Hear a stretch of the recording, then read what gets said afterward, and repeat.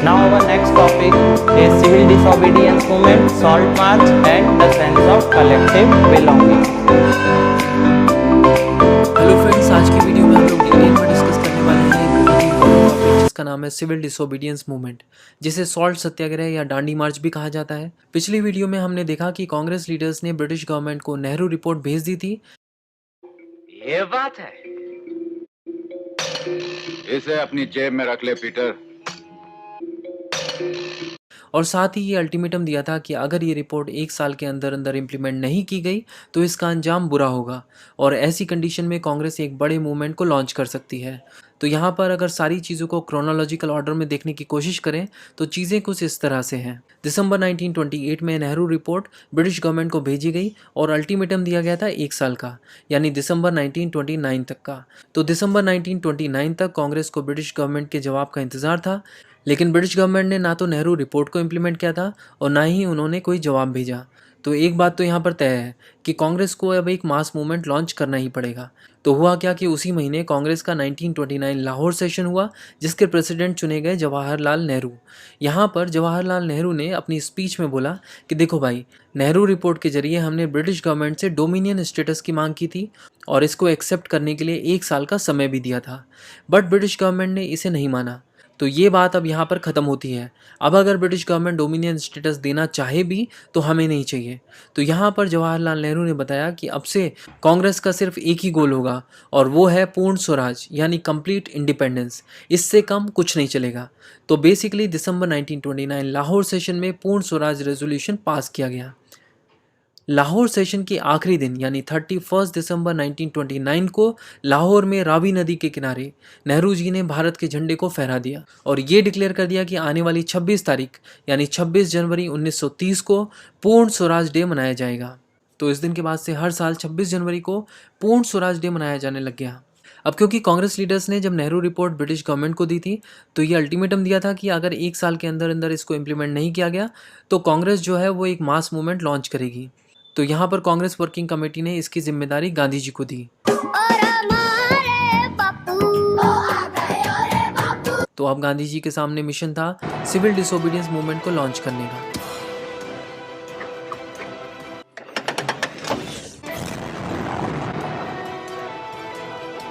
तो गांधी जी ने यहाँ पर सिविल डिसोबीडियंस मूवमेंट की तैयारी शुरू कर दी और उन्हें तलाश थी एक ऐसे मुद्दे की जिसके अराउंड ये पूरा का पूरा सिविल डिसोबीडियंस मूवमेंट का ताना बाना बुना जा सके। तभी उनकी नज़र पड़ी सॉल्ट टैक्स पर। ब्रिटिश गवर्नमेंट ने 1882 में सॉल्ट टैक्स बिल पास किया था। महात्मा गांधी जी ने सोचा कि यार, एक इंसान को जिंदा रहने के लिए नमक भी उतना ही ज़रूरी है जितना कि हवा और पानी, और इन अंग्रेज़ों ने नमक पर भी टैक्स लगा रखा है। इससे ज़्यादा इनह्यूमन अमानवीय टैक्स और क्या हो सकता है। अंग्रेज़ों ने उस समय नमक पर अराउंड 65 to 70% टैक्स लगा रखा था और अकेला सॉल्ट टैक्स ही पूरे ब्रिटिश रेवेन्यू का 15% हुआ करता था। इसके अलावा नमक जो है वो हर तबके के इंसान की ज़रूरत थी, चाहे वो गरीब हो, अमीर हो, दलित हो, ब्राह्मण हो, कोई भी हो। और गांधी जी एक्चुअली ऐसा ही मुद्दा खोज रहे थे जिससे हर कोई जुड़ सके। इसीलिए गांधी जी ने डिसाइड किया कि वो सॉल्ट टैक्स लॉ को ब्रेक करके सिविल डिसोबीडियंस मूवमेंट को लॉन्च करेंगे। 12 मार्च 1930 बुधवार का दिन था। गांधी जी अपने 78 फॉलोअर्स को गुजरात के अपने साबरमती आश्रम से लेकर निकल पड़े। डेस्टिनेशन था डांडी, जो एक कोस्टल विलेज है, समुद्र के किनारे है और नमक बनाने के लिए एक बढ़िया जगह है। मैप में आप देख सकते हो वो रास्ता जो गांधी जी ने पैदल कवर किया था।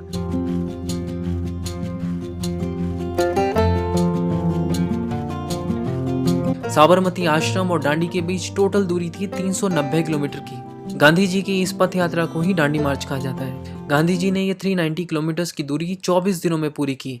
इसके अलावा डांडी मार्च को व्हाइट फ्लोइंग रिवर भी कहा जाता है, और वो इसलिए क्योंकि गांधी जी ने सफ़ेद रंग की खादी पहनी हुई थी और इस 390 किलोमीटर यात्रा में हज़ारों लोग इनकी यात्रा में जुड़ चुके थे और गांधी जी के पीछे पीछे चलने लगे थे।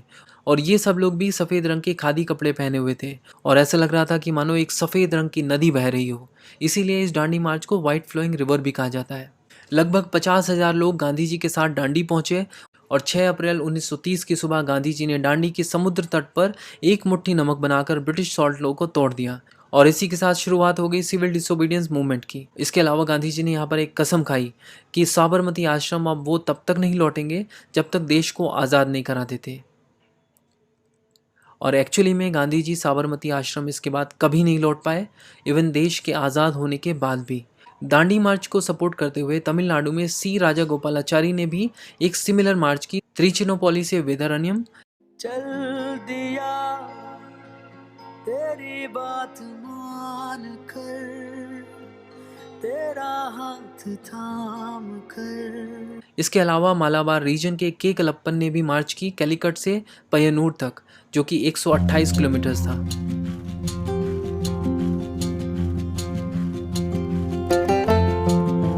तो इस तरह लॉन्च हुआ civil disobedience movement.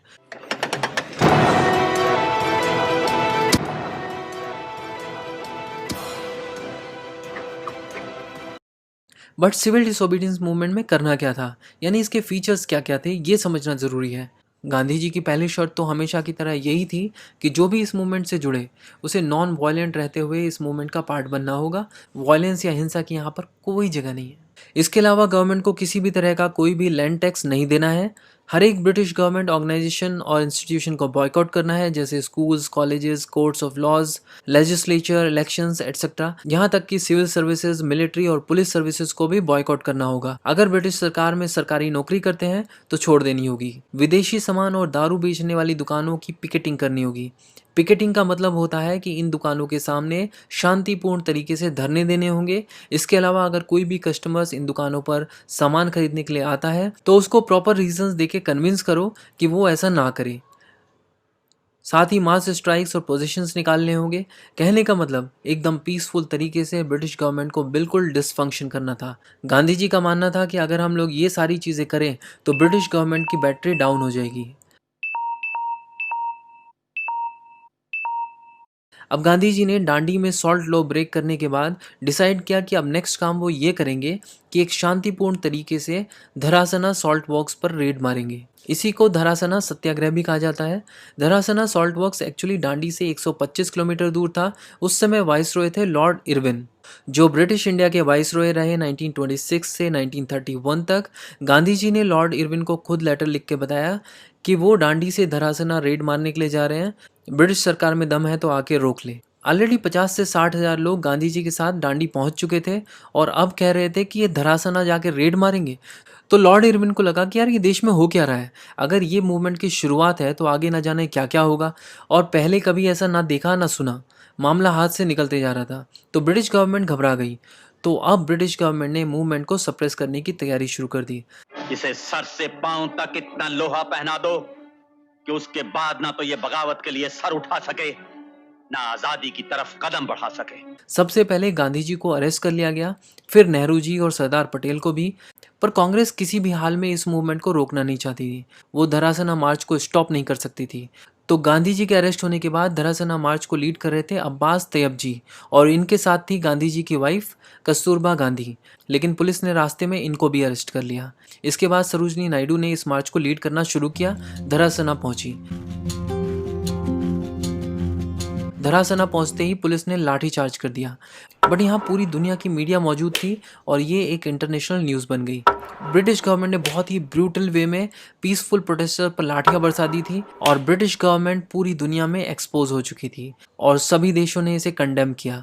Lord Irwin को इसका जवाब भी देना पड़ा था। अब ये तो क्लियर था कि मूवमेंट अभी शुरू ही हुआ था और गांधी जी और उनके साथ में सभी बड़े लीडर्स को अरेस्ट कर लिया गया था।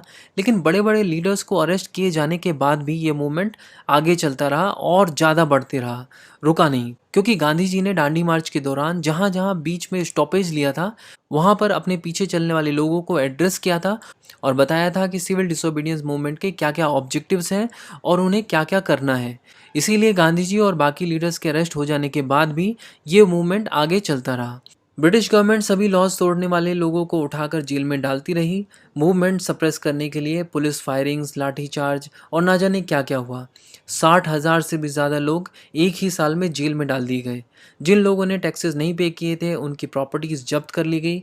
लेकिन ब्रिटिश गवर्नमेंट की हर एक कोशिश नाकाम थी। मूवमेंट फिर भी नहीं रुका। इसी बीच साइमन कमीशन की रिपोर्ट को डिस्कस करने के लिए ब्रिटिश गवर्नमेंट ने नवंबर 1930 में लंदन में first round table conference organize की। लेकिन इंडियन नेशनल कांग्रेस क्योंकि सिविल डिसोबीडियंस मूवमेंट में बिजी थी, इसीलिए उन्होंने इस कॉन्फ्रेंस में पार्टिसिपेट करने के लिए मना कर दिया। अब सोचो, जो पार्टी इतना बड़ा मूवमेंट लीड कर रही है, जिसके पीछे हज़ारों लाखों लोग जेल में जाने के लिए एकदम खुशी खुशी तैयार हों, अगर वही पार्टी इस कॉन्फ्रेंस को अटेंड नहीं करे तो क्या इस कॉन्फ्रेंस की कोई वैल्यू बची? ऑब्वियसली नहीं। और ऐसा ही हुआ, ये कॉन्फ्रेंस फेल हो गई और उसका कोई रिजल्ट नहीं निकला। अब ब्रिटिश गवर्नमेंट चाहती थी कि किसी भी हाल में सेकंड राउंड टेबल कॉन्फ्रेंस से पहले इंडियन नेशनल कांग्रेस को मना लिया जाए। तो यहाँ पर सारा प्रेशर आ गया ब्रिटिश इंडिया के वॉइसरॉय लॉर्ड इरविन के ऊपर। उनको ऊपर से प्रेशर आया कि भाई कैसे भी कर कर कांग्रेस को मनाना है। तो वो भागते हुए गांधी जी के पास पहुँचे।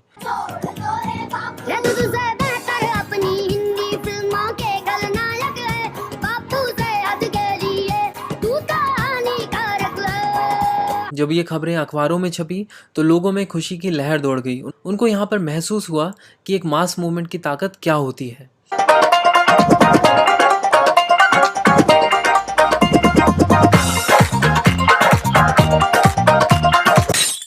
वहीं दूसरी तरफ 15 दिन चली गांधी और इरविन की मीटिंग्स एक एग्रीमेंट के साथ खत्म होती हैं। इसी एग्रीमेंट को गांधी इरविन पैक्ट भी कहा जाता है।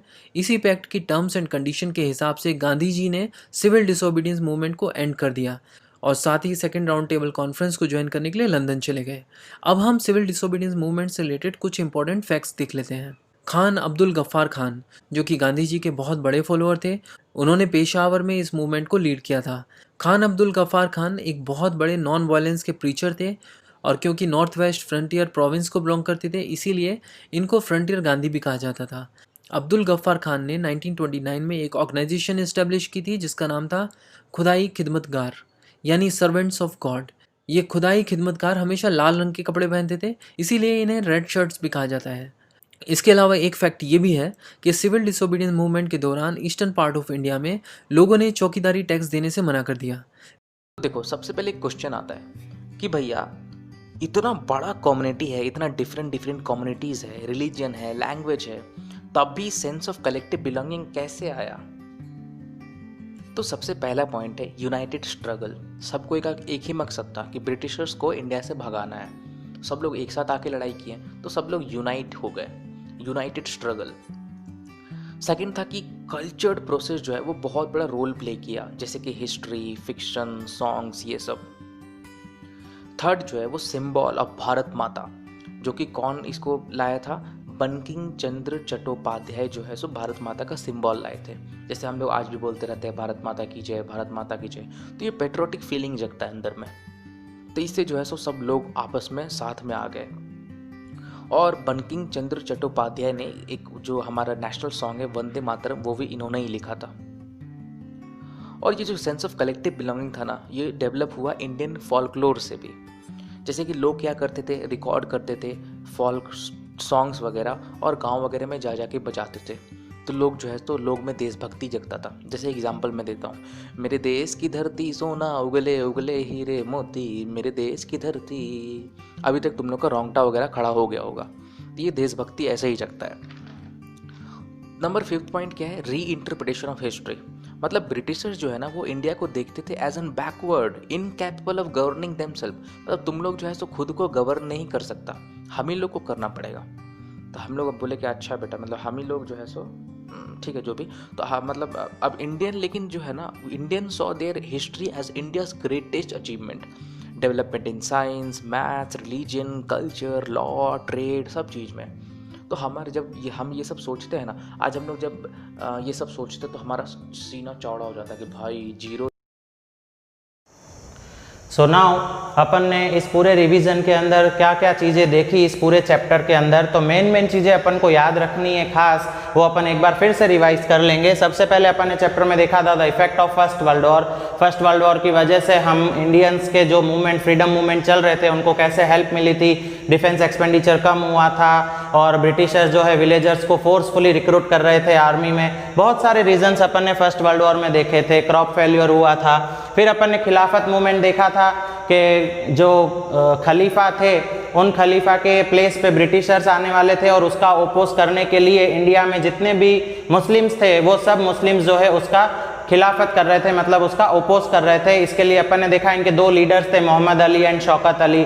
और गांधी जी ने सोचा था कि ये एक बहुत अच्छा चांस है मुस्लिम्स को भी हमारे इंडिया के फ्रीडम मूवमेंट में इंक्लूड करने का। उसके बाद अपन ने रॉलेट एक्ट के बारे में देखा था कि रॉलेट एक्ट एक ऐसा एक्ट पास किया गया था कि जिसके ऊपर हमको शक होगा, खाली शक के बात के ऊपर हम किसी को भी अरेस्ट करेंगे पॉलिटिकल लीडर्स को और उसको 2 साल तक जेल में रखा जाएगा विदाउट एनी प्रूफ।